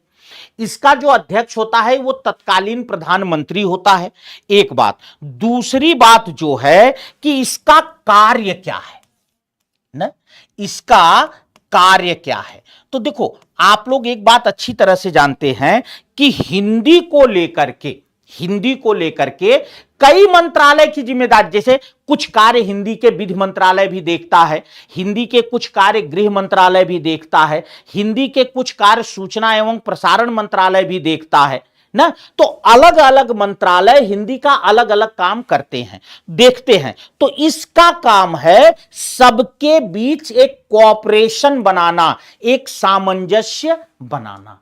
ठीक है बेटा, तो यह बात ध्यान रखिएगा कि हिंदी के लिए कार्य करने वाले, इसका कार्य क्या है बेटा? हिंदी के लिए कार्य, हिंदी के लिए कार्य करने वाले मंत्रालयों के बीच, हिंदी के लिए काम करने वाले मंत्रालयों के बीच आपसी सामंजस्य, आपसी सामंजस्य बनाना, यह किसका काम है? इसका काम, केंद्रीय हिंदी समिति नई दिल्ली। ठीक है, अगला क्वेश्चन लेते हैं बाबू। निम्न में कौन सी संस्था शिक्षा मंत्रालय के अधीन नहीं है ना? कौन सी संस्था शिक्षा मंत्रालय के तहत काम नहीं करती है? साहित्य अकादमी, नेशनल बुक ट्रस्ट, जिसे शॉर्ट फॉर्म में आप एनबीटी भी कहते हैं। आपने देखा होगा तमाम पुस्तकें जब आप मार्केट से खरीदते होंगे तो उन पुस्तकों पर लिखा रहता है एनबीटी ना, नेशनल बुक ट्रस्ट। ठीक है, वैज्ञानिक तकनीकी शब्दावली आयोग और राजभाषा विभाग। तो कह रहे हैं कौन सी संस्था है जो शिक्षा मंत्रालय के अधीन नहीं है? जल्दी बताना बेटा, कौन सी संस्था है जो शिक्षा मंत्रालय के अधीन नहीं है? इसका उत्तर बड़ा सरल है, क्योंकि यह प्रश्न एक बार अलग से आया भी है। अगर आप जान रहे होंगे तो उत्तर दे देंगे। नहीं, देखिए यही मैंने बताया ना कि यहां फंसने के चांसेस सबसे ज्यादा होते हैं। एनबीटी नहीं है बेटा उत्तर। चलो अच्छा, मैंने कह दिया कि एनबीटी इसके तहत काम करता है, ये आपका उत्तर नहीं है। आगे जोड़िए, आगे जोड़िए। चलिए बी को हटा दिया हमने। आपको लगता होगा कि यार ये तो किताब छापने वाला है, ये कहां से आ जाएगा? ये काम करता है, ये शिक्षा मंत्रालय के तहत ही काम करता है। ठीक है, चलिए मैं बता रहा हूं। याद होगा मैंने ये क्वेश्चन भी कराया था एक बार, लेकिन भूल जाते हो आप लोग। राजभाषा विभाग, और मैंने प्रश्न में स्पष्ट बताया था कि राजभाषा विभाग जो है ये गृह मंत्रालय के तहत कार्य करता है। किसके तहत कार्य करता है बेटा? राजभाषा विभाग जो है ये गृह मंत्रालय के तहत कार्य करता है। तो ये जो है आपके शिक्षा मंत्रालय के तहत कार्य नहीं करता है, बल्कि ये आपके गृह मंत्रालय के तहत कार्य करता है। ये चीज आप ध्यान में रखना। ठीक है, बाकी साहित्य अकादमी, एनबीटी, वैज्ञानिक तकनीकी शब्दावली आयोग, ठीक है, और यही नहीं, वैज्ञानिक केंद्रीय हिंदी निदेशालय ना, ये 4 हैं। ये हो गया 1, ये 2, ये 3, और चौथा है केंद्रीय हिंदी निदेशालय।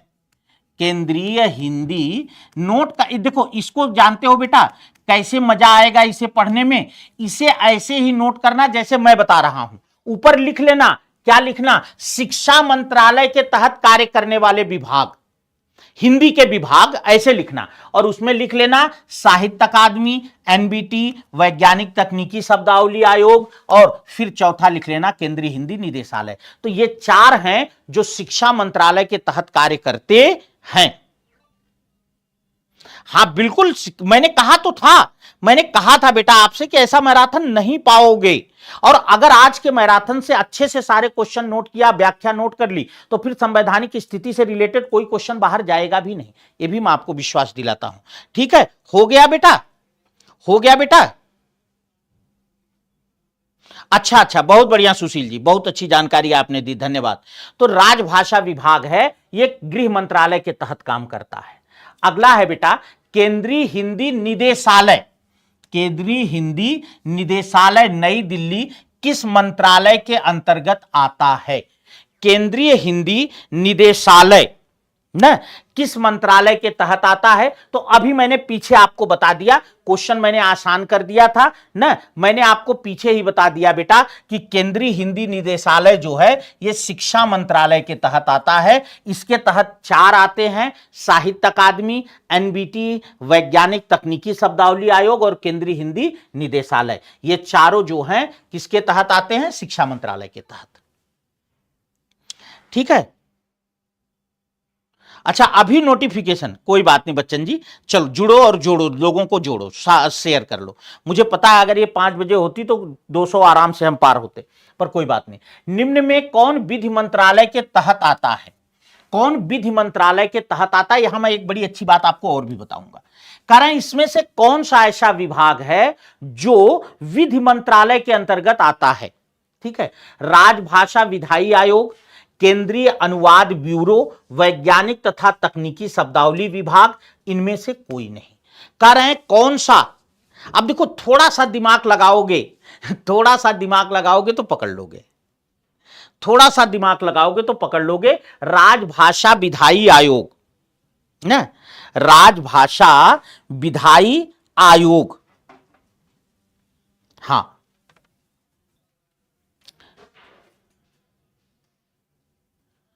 एकदम सही उत्तर दिया आप लोगों ने।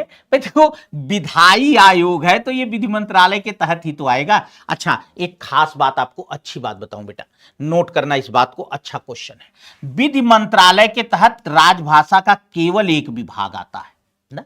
मैंने क्या कहा? मैंने कहा कि विधि मंत्रालय के तहत राजभाषा का, विधि मंत्रालय के तहत राजभाषा का केवल एक विभाग आता है। विधि मंत्रालय के तहत राजभाषा का केवल एक विभाग आता है। कौन सा है? राजभाषा विधायी आयोग। इसमें भी मैं एक अच्छी बात आपको और भी बता रहा हूं, नोट कर लेना बेटा। 1975 ईस्वी तक ना, 1975 ईस्वी तक जो है यह आयोग, 1975 ईस्वी तक यह आयोग गृह मंत्रालय के अंतर्गत आता था। 1975 ईस्वी तक यह आयोग गृह मंत्रालय के अंतर्गत, यह आयोग गृह मंत्रालय के अंतर्गत आता था। ठीक है, और 1975 के बाद से जो है यह आयोग किसके तहत आने लगा बेटा? 1975 के बाद से जो है यह आयोग आने लगा आपके किसमें? विधि मंत्रालय के तहत। तो यह बात भी अच्छी लगी कि नहीं लगी ना? तो ध्यान रखना बेटा कि ये बात आपको अच्छी लगी ना कि भाई राजभाषा विधायी आयोग ये विधि मंत्रालय, 3-4 बातें हैं, ध्यान से सुनो। राजभाषा विधायी आयोग विधि मंत्रालय के तहत आता है। केवल अकेला ऐसा आयोग है या अकेला ऐसा कमीशन है जो मतलब ऐसी संस्था है जो विधि आयोग के तहत आती है। पहले 75 तक यह जो है गृह मंत्रालय के तहत आता था ये विभाग, अब 75 के बाद से विधि मंत्रालय के तहत आने लगा है। ठीक है, अगला क्वेश्चन, भाग गए लोग प्रश्नों की स्थिति देखकर ना। चलिए अगला क्वेश्चन है, सूचना एवं प्रसारण मंत्रालय के अंतर्गत कौन कौन नहीं आता। सूचना एवं प्रसारण मंत्रालय के अंतर्गत तो देखो 2 मंत्रालय का मैंने आपको स्पष्ट कर दिया। क्या? नंबर 1 शिक्षा मंत्रालय के तहत 4 आते हैं, वो चारों बता दिया। विधि मंत्रालय के तहत 1 आता है, वो बता दिया। ये अलग अलग नोट करना दोनों। कह रहे हैं सूचना एवं प्रसारण मंत्रालय के तहत कौन नहीं आता। आकाशवाणी, फिल्म प्रभाग, प्रकाशन विभाग, केंद्रीय अनुवाद ब्यूरो ना। कह रहे हैं कि इसमें से कौन सूचना एवं प्रसारण मंत्रालय के तहत नहीं आता। ठीक है, केंद्रीय अनुवाद ब्यूरो। एकदम सही उत्तर आप सभी साथियों ने दिया है, बहुत सही उत्तर दिया है ना, बहुत सही उत्तर दिया है सभी लोगों ने। देखो बेटा, केंद्रीय अनुवाद ब्यूरो जो है ये गृह मंत्रालय के तहत आता है। किसके तहत आता है? गृह मंत्रालय के तहत आता है। गृह मंत्रालय के तहत आता है। इसका काम क्या है मैं बताऊंगा, पहले याद रखना। अब हम यहां नोट करते हैं, सूचना एवं प्रसारण, सूचना एवं प्रसारण मंत्रालय, सूचना एवं प्रसारण मंत्रालय।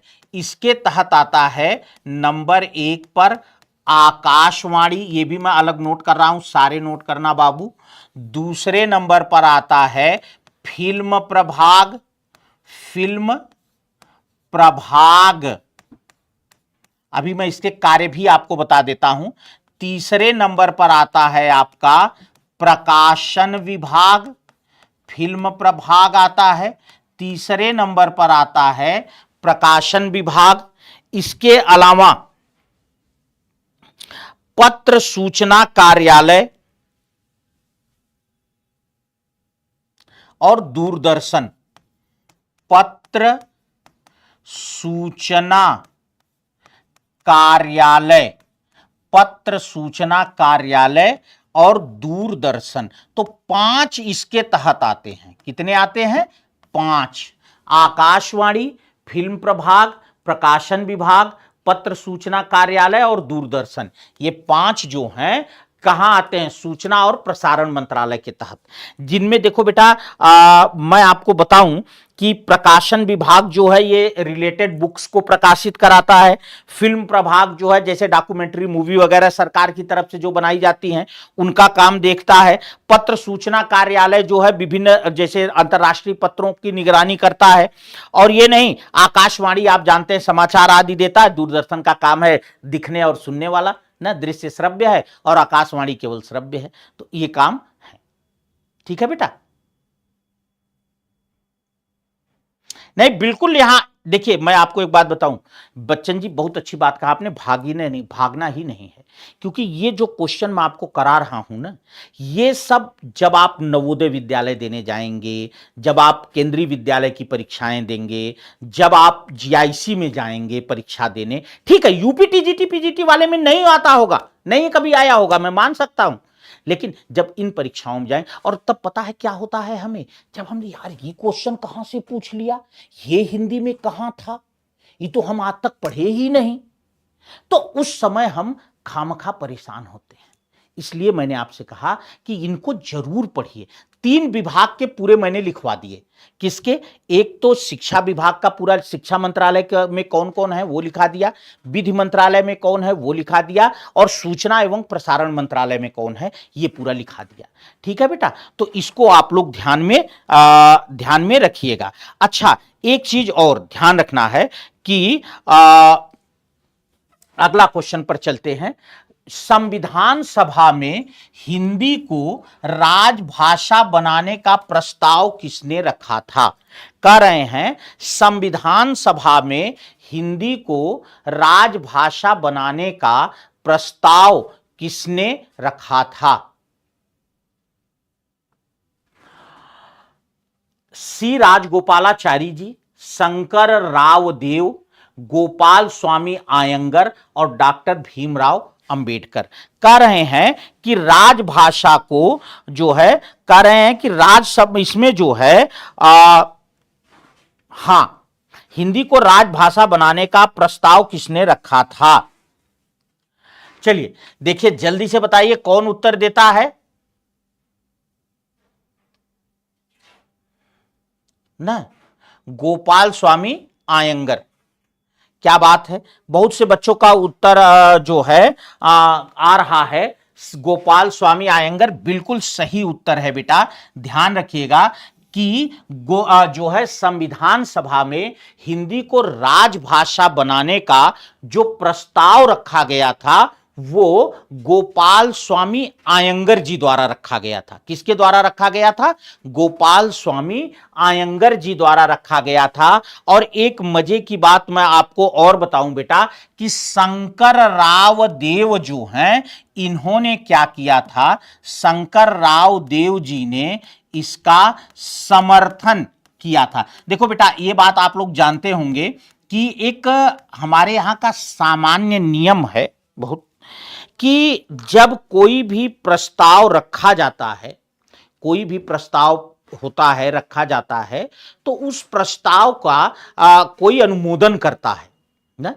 जैसे आप विद्यालयों में जाते होंगे या जब आप हाई स्कूल इंटर में पढ़ते होंगे तो आपने एक चीज देखा होगा कि 15 अगस्त हो, 26 जनवरी हो, जब मंच पर बैठने की बात आती है कि भाई मंच पर कौन कौन बैठेगा, तो एक व्यक्ति वो होता है जो कहता है कि जो है मंच पर फला बैठेंगे, हम इनके नाम का प्रस्ताव कर रहे हैं। तो दूसरे व्यक्ति कहेंगे हम इनका अनुमोदन करते हैं ना। तो जब तक अनुमोदन नहीं होगा तब तक प्रस्ताव मान्य नहीं होगा। तो सी गोपाल स्वामी आयंगर जी ने संविधान में हिंदी को राजभाषा बनाने का प्रस्ताव किया था और उनके प्रस्ताव का अनुमोदन किया था शंकर राव देव जी ने। किसने किया था बेटा? शंकर राव देव जी ने किया था। हाँ देखो, मैं आपको बताऊं, आगे मैं इस पर बड़ी विधिवत चर्चा करूंगा ना।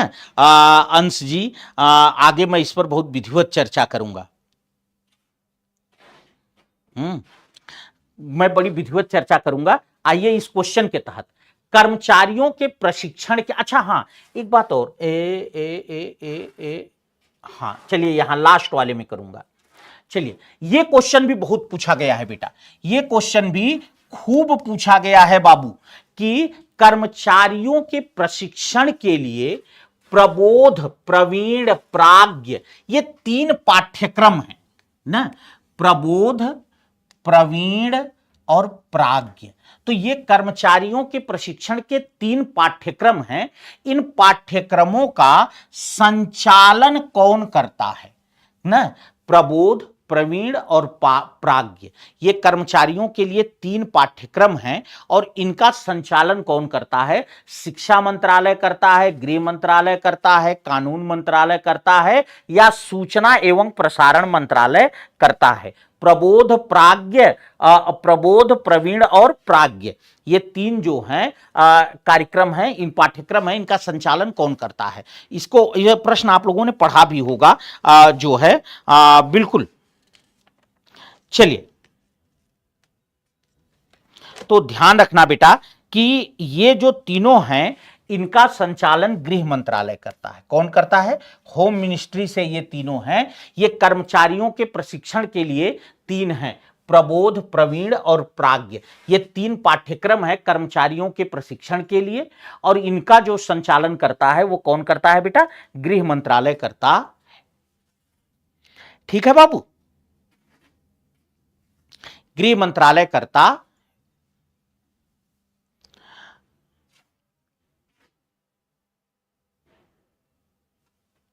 अगला है हिंदी अहिंदी लोगों के लिए ठीक उतनी ही विदेशी है जितनी कि हिंदी समर्थकों के लिए अंग्रेजी। यह स्टेटमेंट किसका है? कह रहे हैं कि जो हिंदी है वो अहिंदी भाषी, मतलब जैसे जो दक्षिण के राज्य के लोग हैं उनके लिए, तो जो अहिंदी भाषी हैं उनके लिए हिंदी जो है वो उतनी ही विदेशी है जितनी कि हिंदी समर्थकों के लिए अंग्रेजी। यह स्टेटमेंट किसका है? यह कथन किसका है? सी राजगोपालाचारी, सुनीत कुमार चटर्जी, हुमायूं कबीर और अनंत शयनम आयंगर। क्या बात है! अनंत शयनम आयंगर, बताइएगा। कह रहे हैं कि हिंदी जो है, बिल्कुल आप लोगों का उत्तर सही है बाबू, सी राजगोपालाचारी। सी राजगोपालाचारी जी। एक्चुअली इन चारों लोगों के संदर्भ में एक विशेष बात मैं आपको बताना चाहता हूं। उस विशेष बात को आप लोग गौर करिएगा कि ये चारों लोग जो हैं ऐसे थे जो स्वतंत्रता से पहले हिंदी को राजभाषा बनाने के पक्षधर थे। स्वतंत्रता से पहले हिंदी को राजभाषा बनाने के स्वतंत्रता से पहले हिंदी को राजभाषा बनाने के पक्षधर थे, परंतु स्वतंत्रता के बाद बदल गए। अब देखिए, उसमें लोगों के अपने अपने व्यक्तिगत स्वार्थ या जो भी कहिए हो सकते हैं। भाई जैसे श्री राजगोपालाचारी जी को आप लोग जानते हैं, गांधी जी के समधी थे। जब 15 अगस्त 1947 को देश आजाद हुआ था तो इनको जो है स्वतंत्र भारत का प्रथम गवर्नर जनरल जो भी है वो बनाया गया था। तो सी राजगोपालाचारी जी को ये पूरी उम्मीद थी कि मुझे ही भारत का पहला प्रधानमंत्री भी बनाया जाएगा। भाई जो व्यक्ति प्रथम वहां बना तो वो अपेक्षा कर सकता है। अब उनकी ये बात सत्य नहीं निकली। पहला जो है बना दिया गया प्रधानमंत्री पंडित जवाहरलाल नेहरू जी को। अब जब पंडित जवाहरलाल नेहरू जी को पहला प्रधानमंत्री बनाया गया तो सी राजगोपालाचारी जी इससे हो गए रुष्ट, नाराज हो गए और उन्होंने हिंदी का विरोध शुरू कर दिया। इसी तरह से अब आप सोचिए जरा कि हम जब भाषा विज्ञान पढ़ते हैं वहां कितना नाम लेते हैं सुनीत कुमार चटर्जी जी का, लेकिन आज से पहले शायद आपको इस बात पर यकीन भी नहीं होता कि ऐसा था। लेकिन आज जब आप पढ़ रहे हैं तब आपको लगा कि हाँ यार, सुनीत कुमार चटर्जी जी स्वतंत्रता से पहले तो जो है करते थे पर देश का हम इसका समर्थन, पर बाद में बदल गए। अच्छा, एक बात मैं आपको जो है और बताऊं, फिर हम आगे बढ़ेंगे। देखो बेटा, मैंने आप लोगों से बार बार कहा है कि DSSB और NVS, ये दो नवोदय विद्यालय, ये दो वैकेंसी ऐसी हैं जिनकी परीक्षा अभी आगे होगी। मतलब अभी अगर मुझे तत्काल में कोई होने वाली परीक्षा दिख रही है, जिस परीक्षा की संभावना मुझे दिख रही है, तो वो परीक्षा है DSSB TGT PGT और NVS TGT नवोदय विद्यालय। और हमने आपको बताया भी बेटा कि इसके लिए, इसके पैटर्न के according text book super coaching ने विशेष कोर्स, हिंदी का विशेष कोर्स लॉन्च किया है जो कि बिल्कुल इसके पैटर्न पर है। आपको कुछ नहीं करना। देखो, अगर आप चाहते हो कि वास्तव में जल्दी नौकरी मिले तो ये दो वैकेंसी हैं जिनके लिए आपको लगना चाहिए। ये मेरा सुझाव है आपको। और आप इसके लिए क्या करेंगे, जो भी कोर्स आपको लेना है, आपको कुछ नहीं करना है। आप अपना नाम लिखेंगे, आप अपना मोबाइल नंबर लिखेंगे और नीचे कोर्स का नाम लिखेंगे। नाम लिखेंगे, मोबाइल नंबर और कोर्स का नाम, और ये करके आप हमें हमारे व्हाट्सएप नंबर 63 93 38 29 97 63 93 38 29 97 पर व्हाट्सएप कर देंगे। क्या करेंगे बेटा? कोर्स का नाम, अपना नाम, कोर्स का, और हमें पर्सनल व्हाट्सएप करेंगे।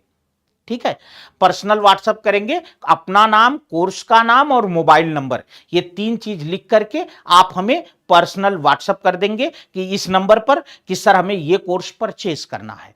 तुरंत हमारी टीम आपसे संपर्क कर लेगी और फटाफट आपको जो है वो कोर्स परचेज करा दिया जाएगा। दूसरी चीज, अगर कोर्स से रिलेटेड कोई प्रॉब्लम आपको आती है कि भाई हम कोर्स कहां देखें, लाइव क्लास या प्रैक्टिस कहां है, मॉडल पेपर कहां है, हमको टेस्ट कहां से मिलेगा, इस तरह की कोई भी अगर दिक्कत आपके सम्मुख आती है तो आपको कुछ नहीं करना है। आप अगर वहां देंगे तो उससे आपको वहां से वो प्रॉब्लम भी सॉल्व हो जाएगी। तुरंत आपको सॉर्ट आउट करा दिया जाएगा, बता दिया जाएगा कि आपको ये चीज ऐसे करनी है।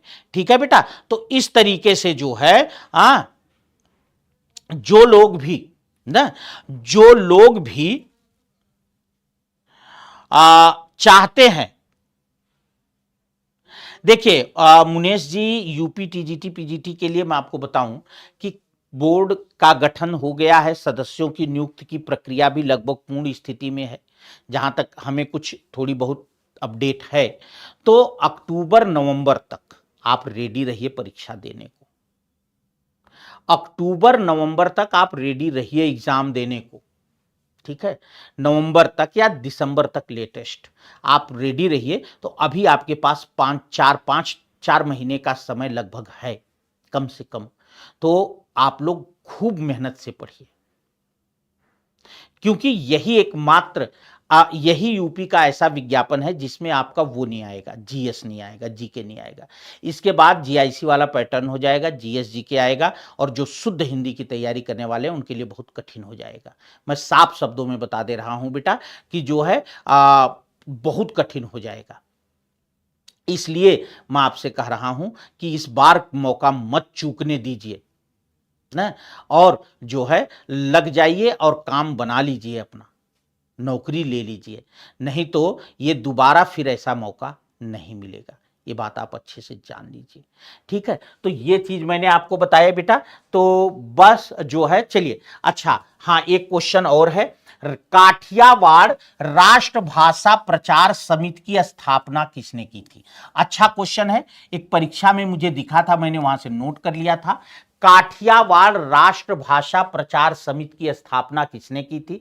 पंडित जवाहरलाल नेहरू जी ने, डॉक्टर राजेंद्र प्रसाद जी ने, महात्मा गांधी जी ने, या सरदार वल्लभ भाई पटेल जी ने? काठियावाड़ राष्ट्रभाषा प्रचार समिति की स्थापना किसने की थी? तो देखो बेटा, मैं आपको पहले बता देता हूं, आप लोग उत्तर दीजिए। बिल्कुल बिल्कुल परेशान हो जाएंगे जो है। हाँ बिल्कुल लगे रहिए बेटा, पढ़ते रहिए, और अगले 4-5 महीने में कई वैकेंसी आपको देखने को मिलेंगी। इसलिए मैं कह रहा हूं लगे रहिए, काम बन जाएगा।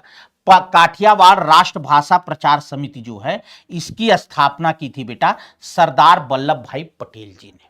ठीक है, और आप लोग अच्छी तरह से जानते हैं कि दक्षिण भारत हिंदी प्रचार सभा न, दक्षिण भारत हिंदी प्रचार सभा मद्रास, इसकी स्थापना महात्मा गांधी जी ने की थी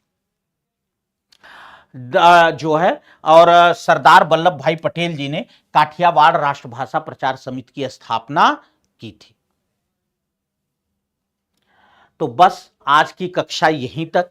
जो साथी हमारे टेलीग्राम चैनल हिंदी बाय विजय विक्रम सर को नहीं ज्वाइन किए हैं, प्लीज ज्वाइन कर लें। जो लोग इस चैनल पर नए हैं, प्लीज सब्सक्राइब कर लीजिए बेटा। इसी तरह के जोरदार क्वेश्चन, जोरदार प्रैक्टिस आपको मिलती है बुधवार, बृहस्पतिवार, शुक्रवार, शनिवार, रविवार 5 बजे से 6 बजे तक। बहरहाल आज तो 5 बजे वाली क्लास नहीं होनी है, लेकिन कल से फिर 5 से 6 वाली क्लास जोरदार मिलेगी आपको। तो जो है आप लोग जरूर इस चैनल को सब्सक्राइब करिए तुरंत। और मैंने आपसे कहा बेटा कि DSSB NVS नवोदय विद्यालय, इनका जो भी कोर्स चाहते हैं कुछ मत करिए, सीधे अपना नाम, अपना मोबाइल नंबर और कोर्स का नाम ना, कोर्स का नाम ये लिख करके आप हमें 63 93 38 29 97 इस नंबर पर व्हाट्सएप कर दीजिए बेटा। हमारी टीम आपसे संपर्क कर लेगी और तत्काल आपको जो है कोर्स दिला दिया जाएगा। कैसे पढ़ना है इसके लिए हम आपके साथ जुड़े हुए हैं, तो जुड़े रहिए। टेक्स्ट बुक सुपर कोचिंग के साथ जमकर पढ़ते रहिए। और जो है सभी साथी चैनल जिन्होंने सब्सक्राइब नहीं किया सब्सक्राइब करिए, लाइक करिए। और एक रिक्वेस्ट और, देखिए सरस्वती के भंडार की बड़ी निराली बात, ज्यों ज्यों खर्चे त्यों त्यों बढ़े, बिन खर्चे घट जाता। ज्ञान को हम जितना बांटते हैं वो उतना बढ़ता है और जितना जो है हम छुपाते हैं उतना कम हो जाता है। तो आज का जो सेशन है ये मैंने बहुत मेहनत से तैयार किया और आई होप कि कोई ऐसा बच्चा नहीं होगा जिसे कुछ क्वेश्चन 4 6 10 नए क्वेश्चन न मिले हों, कितनी भी अच्छी इस पर पकड़ रखता हो। तो प्लीज अपने साथियों तक इस सेशन को जरूर शेयर करिएगा और खूब शेयर करिएगा। क्यों? क्योंकि सबका अगर आप हित करोगे तो मां वीणा वादनी आपका हित जरूर करेंगी। सो शेयर जरूर करिएगा। मिलते हैं कल